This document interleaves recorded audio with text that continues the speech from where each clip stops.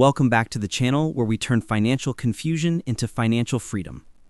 Before we dive into one of the most requested topics I've ever covered, do me a quick favor and hit that like button, subscribe if you haven't already, and turn on all notifications so you don't miss the strategies that can literally change your life.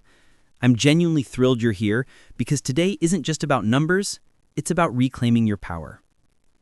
What if I told you that just 2 months ago I was trapped in a financial prison, held captive by a dismal 520 credit score, but today I'm standing here with a 750 score that unlocks the best interest rates, the best apartments, and the peace of mind I thought was years away.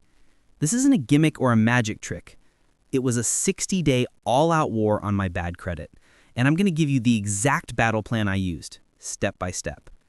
It all started with the constant sting of rejection. Denied for a simple store card, quoted a car loan with a 24% interest rate, and feeling embarrassed to even apply for a new apartment. That feeling of helplessness was my rock bottom, and it's where I decided to fight back. The very first thing I did, day one, was pull my credit reports from all 3 bureaus for free from annualcreditreport.com, the only federally authorized site.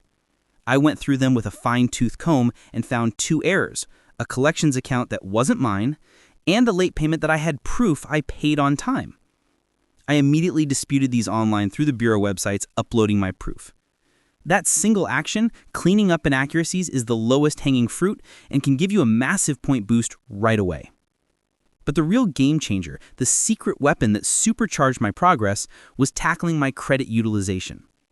My score was being crushed because I had a few cards with small limits, like a $500 limit card that had a $480 balance on it. That's a 96% utilization rate.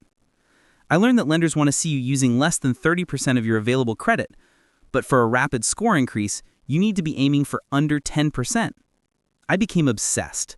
I threw every extra dollar I could find, my tax refund, a freelance gig. I even sold some old electronics directly at these high utilization balances. Here's a pro tip.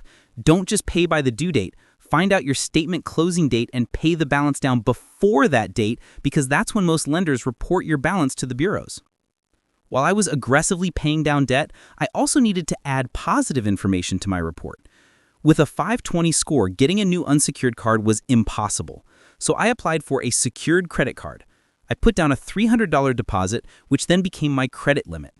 I used this card for one small recurring bill, like my Netflix subscription, and set it to auto-pay the full balance every single month. This proved to the credit bureaus that I could manage credit responsibly, adding a fresh line of positive payment history.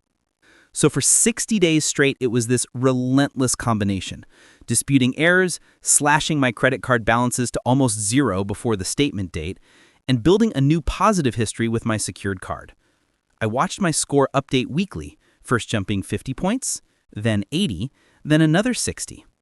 By the end of 2 months, the combination of removing negative items, radically lowering my utilization, and adding a new positive trade line culminated in an unbelievable 230-point surge, taking me from a 520 to a 750.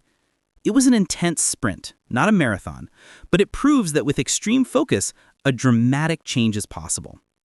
Thank you for letting me share this journey with you. I hope it gives you the hope and the tools you need to start your own.